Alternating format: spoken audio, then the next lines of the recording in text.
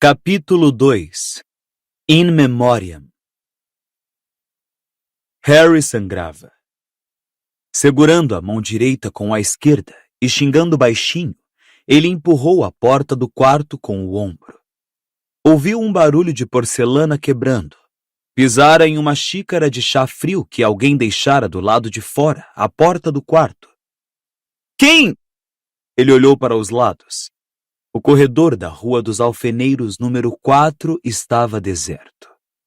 A xícara de chá era, possivelmente, a ideia de armadilha inteligente imaginada por Duda.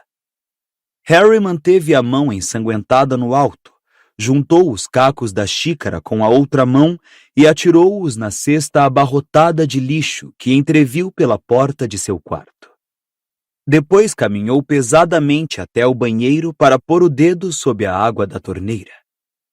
Era uma idiotice sem sentido e incrivelmente irritante que ainda lhe faltassem 4 dias para poder realizar feitiços, mas tinha de admitir que esse feio corte no dedo o derrotaria.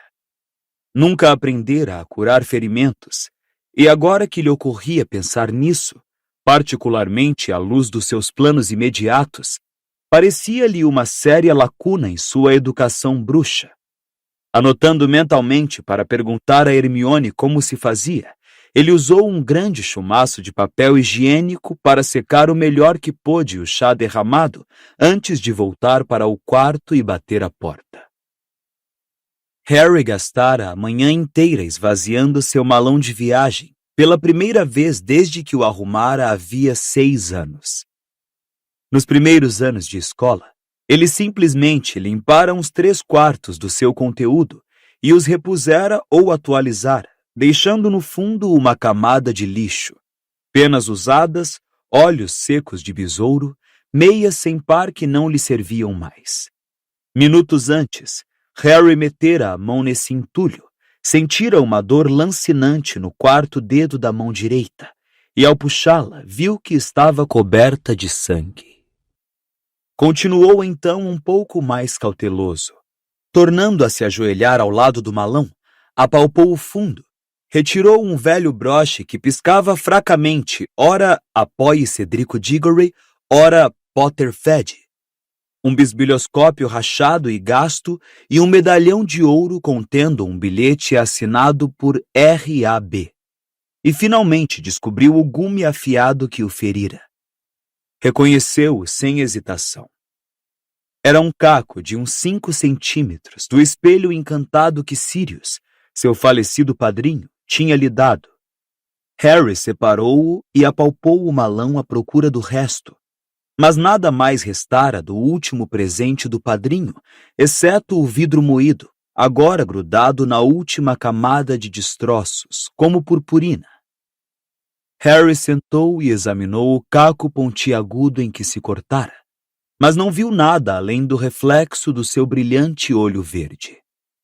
Colocou então o fragmento sobre o profeta diário daquela manhã, que continuava intocado em sua cama, e tentou estancar o repentino fluxo de amargas lembranças, as pontadas de remorso e saudade que a descoberta do espelho partido tinha ocasionado ao atacar o resto do lixo dentro do malão. Levou mais 1 hora para esvaziá-lo completamente, jogar fora os objetos inúteis e separar os demais em pilhas, de acordo com as suas futuras necessidades. Suas vestes de escola e de quadribol, caldeirão, pergaminho, penas e a maior parte dos livros de estudo foram empilhados a um canto para serem deixados em casa. Ficou imaginando o que os tios fariam com aquilo. Provavelmente queimariam tudo na calada da noite, como se fossem provas de um crime hediondo. Suas roupas de trouxa, capa da invisibilidade, estojo para preparo de poções, certos livros, o álbum de fotos que Hagrid um dia lhe dera, um maço de cartas e sua varinha foram rearrumados em uma velha mochila. No bolso frontal, guardou o mapa do maroto e o medalhão com o bilhete assinado por R.A.B. O medalhão recebera esse lugar de honra não porque fosse valioso. Sob qualquer ângulo normal era imprestável. mas pelo que lhe custara obtê-lo. Restou uma avantajada pilha de jornais sobre sua escrivaninha ao lado da alvíssima coruja Edviges, um exemplar para cada um dos dias desse verão que Harry passara na Rua dos Alfeneiros.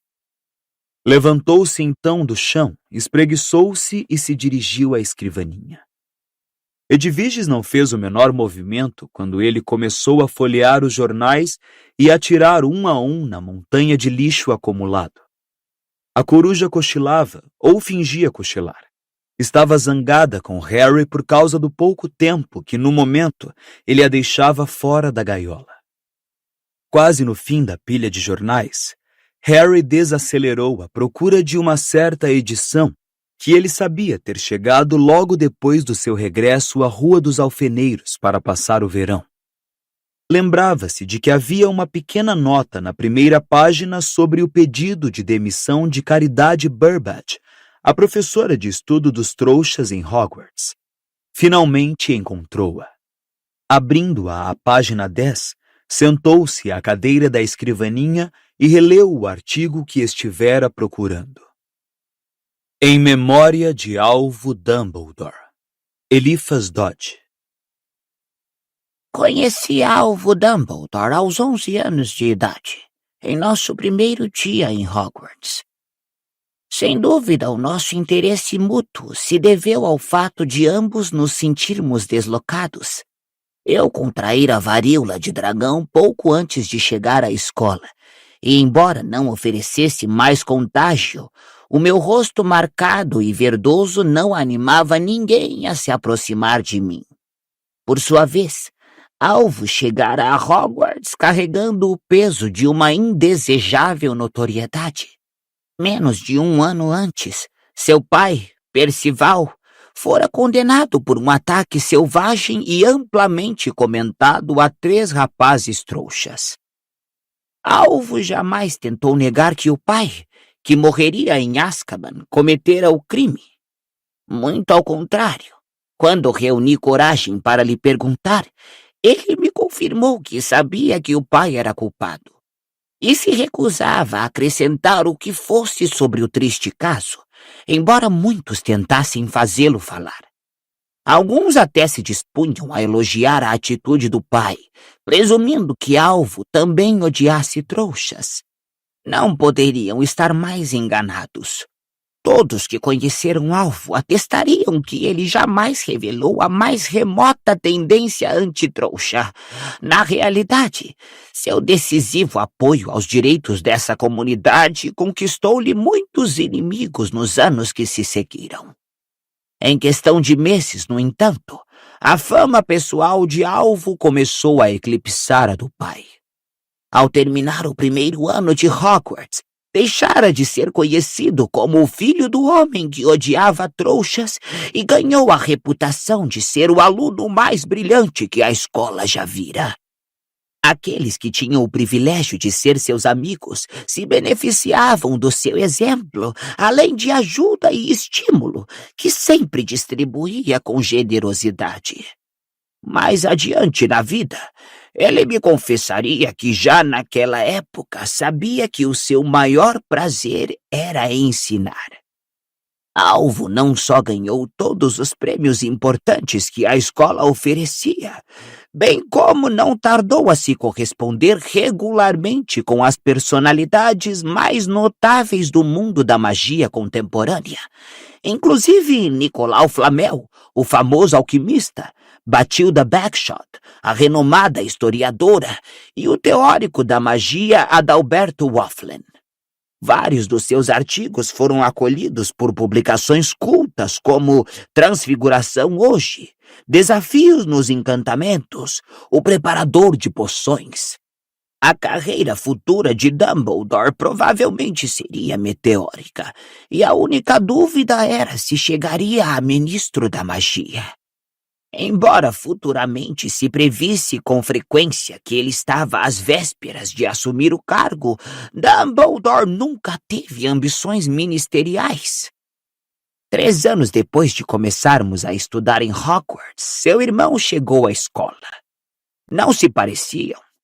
Aberforth nunca foi dado a leituras, e ao contrário de Alvo, preferia resolver suas diferenças com duelos em vez de discuti-las racionalmente. É, porém, um engano insinuar, como alguns têm feito, que os irmãos não fossem amigos. Davam-se tão bem quanto dois garotos assim diferentes poderiam se dar. E para fazer justiça a Aberforth, deve-se admitir que viver à sombra de Alvo não pode ter sido uma experiência muito confortável. Ser continuamente ofuscado era um risco ocupacional que acompanhava seus amigos, e não pode ter sido muito mais prazeroso para um irmão. Quando Alvo e eu concluímos os estudos em Hogwarts, pretendíamos fazer juntos a viagem pelo mundo, então tradicional, para visitar e observar os bruxos estrangeiros, antes de seguir cada qual a sua carreira. Interveio, porém, a tragédia.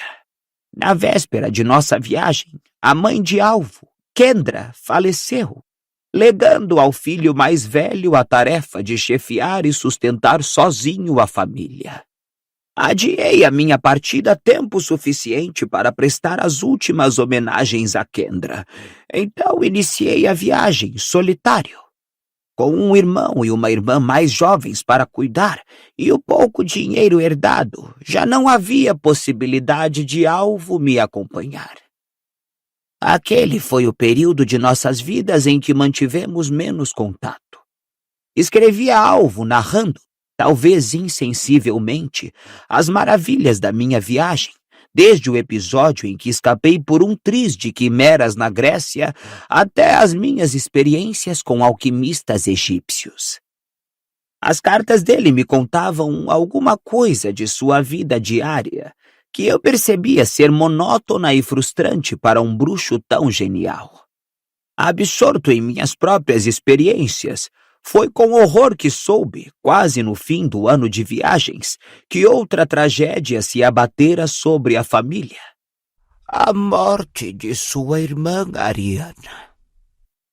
Embora Ariana não gozasse de boa saúde havia tempo, o golpe tão próximo à morte da mãe afetou profundamente os dois irmãos.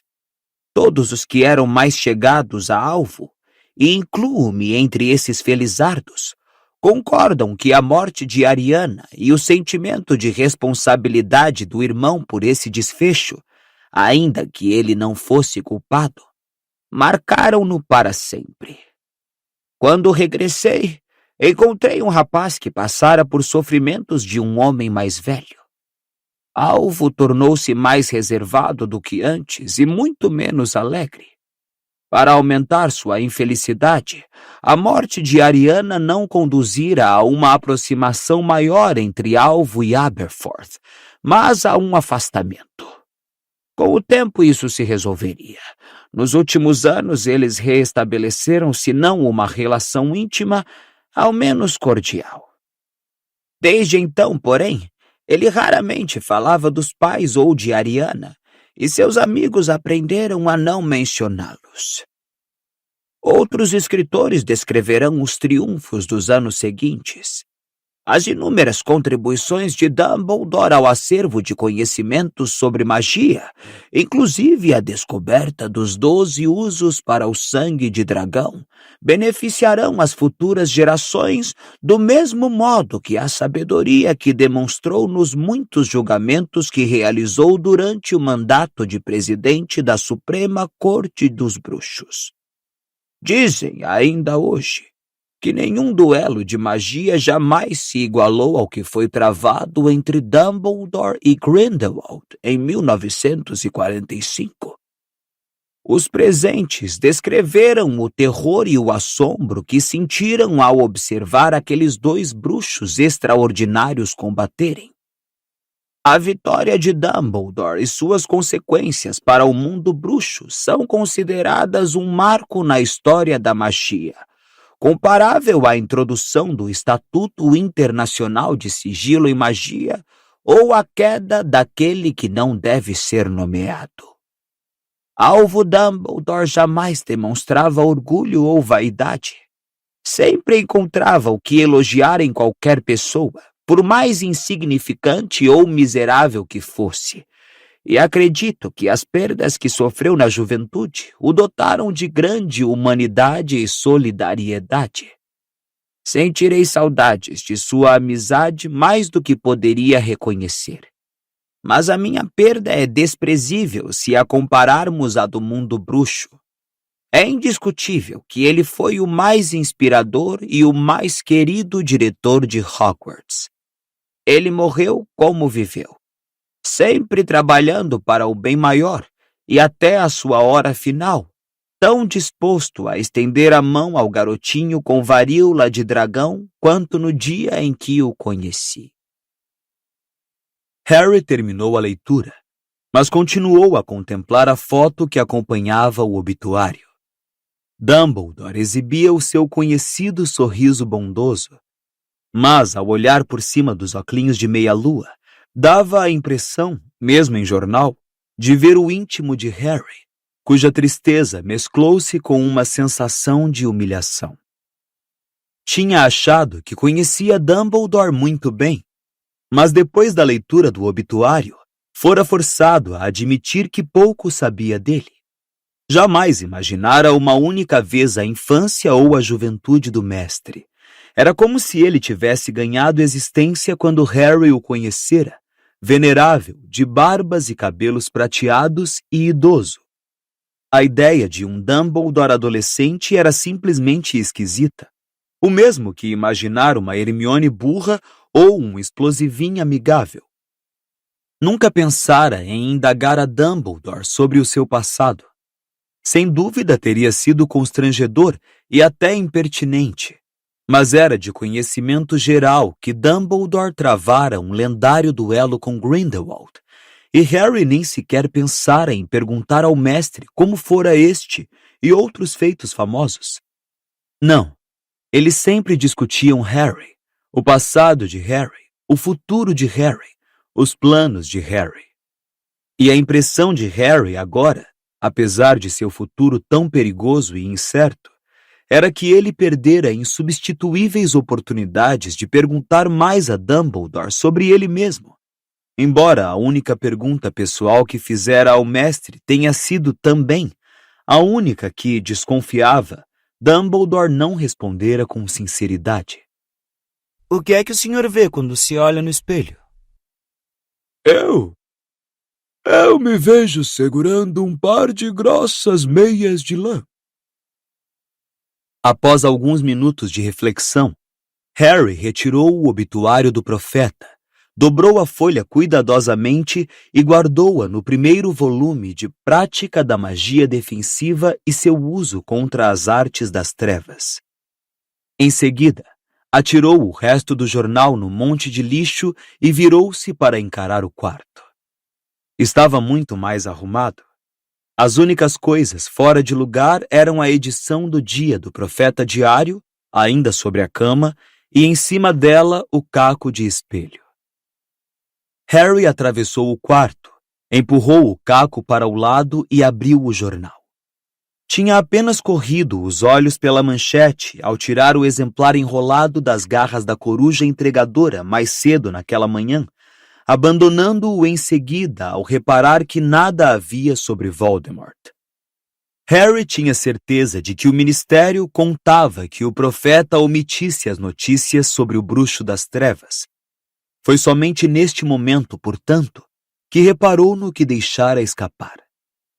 Na metade inferior da primeira página, havia uma manchete no alto de uma foto de Dumbledore caminhando com um ar preocupado. Dumbledore, enfim a verdade? Na próxima semana, a chocante verdade sobre o gênio imperfeito que muitos consideram o maior bruxo de sua geração. Desfazendo a imagem popular de serena e venerável sabedoria, Rita Skeeter revela a infância perturbada, a juventude rebelde, as rixas intermináveis e os segredos vergonhosos que Dumbledore levou para o túmulo.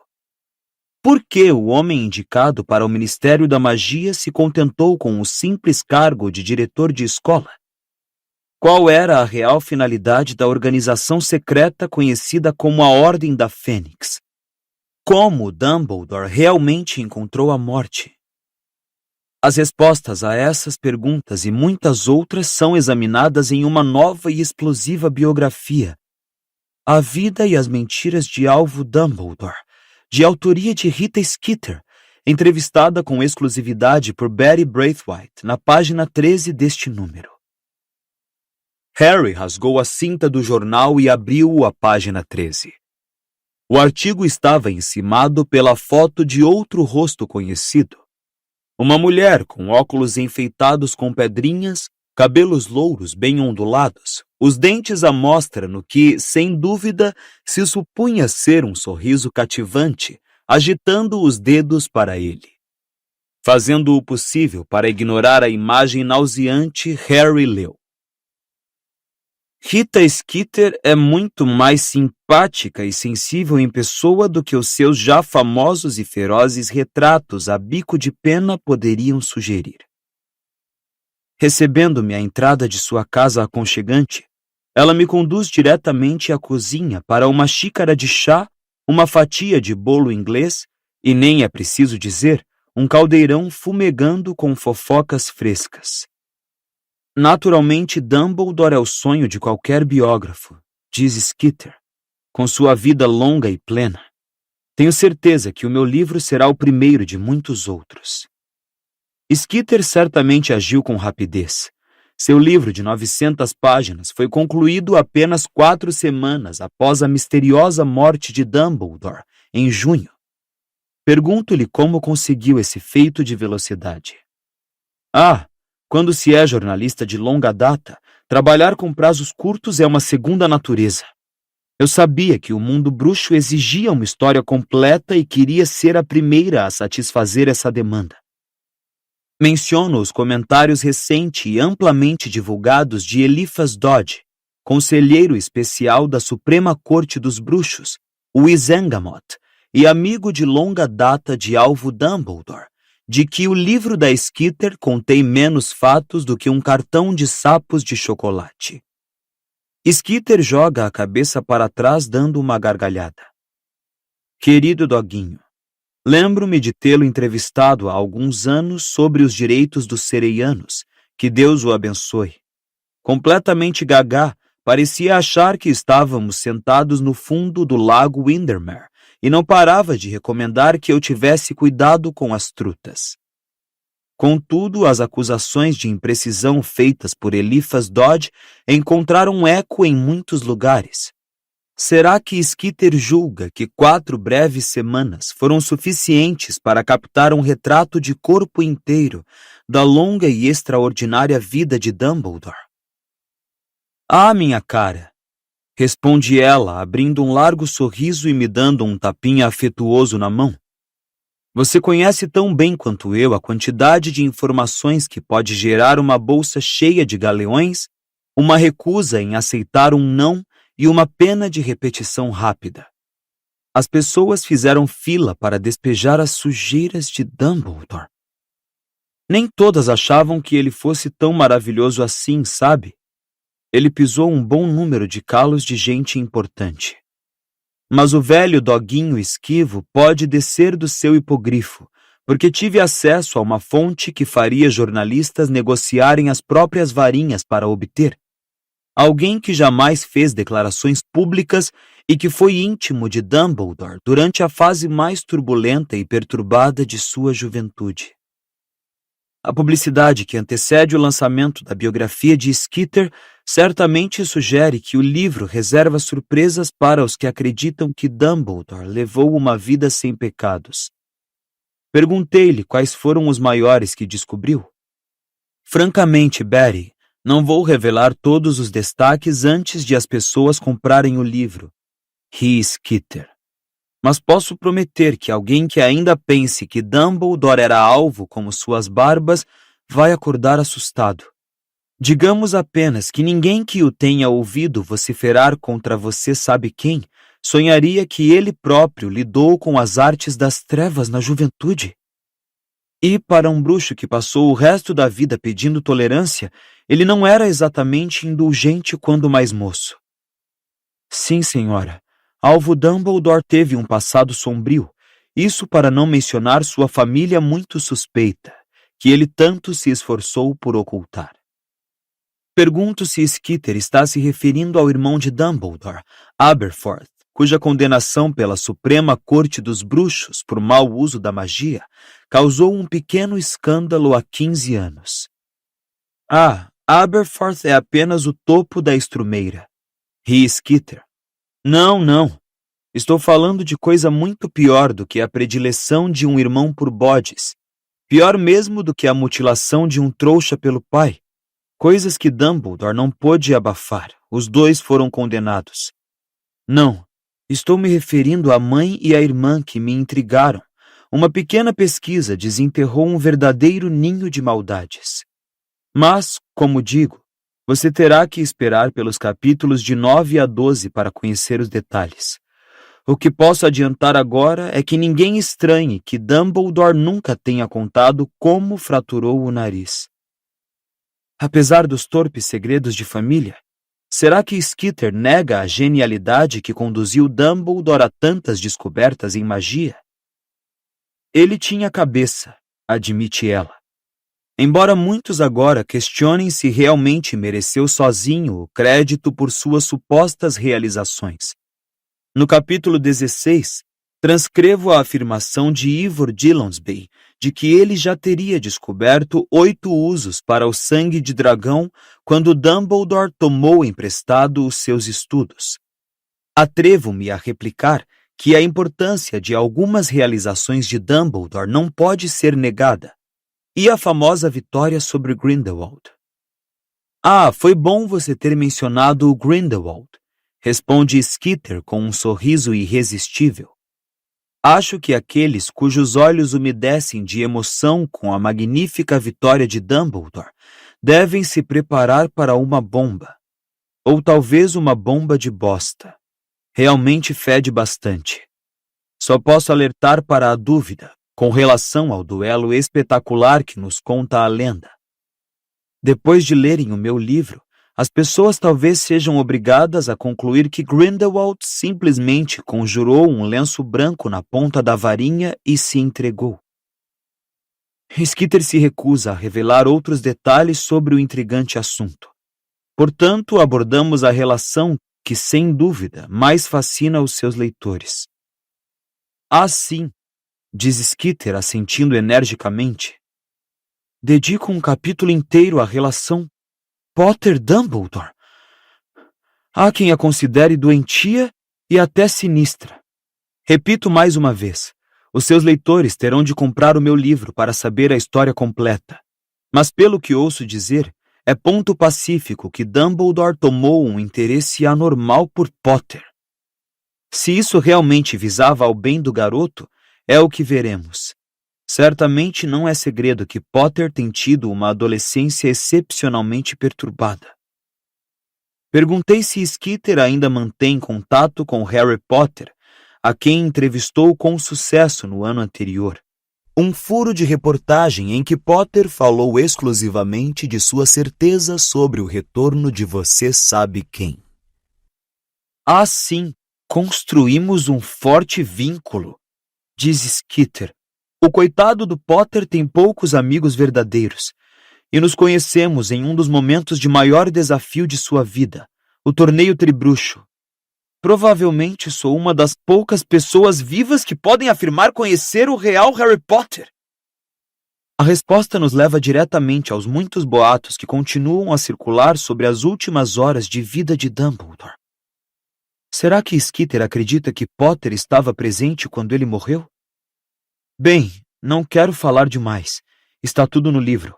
Mas testemunhas oculares no castelo de Hogwarts viram Potter saindo de cena instantes depois de Dumbledore cair, saltar ou ser empurrado.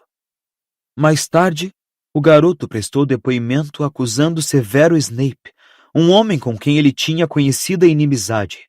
Será que as coisas são como parecem ser? Caberá à comunidade bruxa julgar, depois de ler o meu livro. A essa nota intrigante eu me despeço.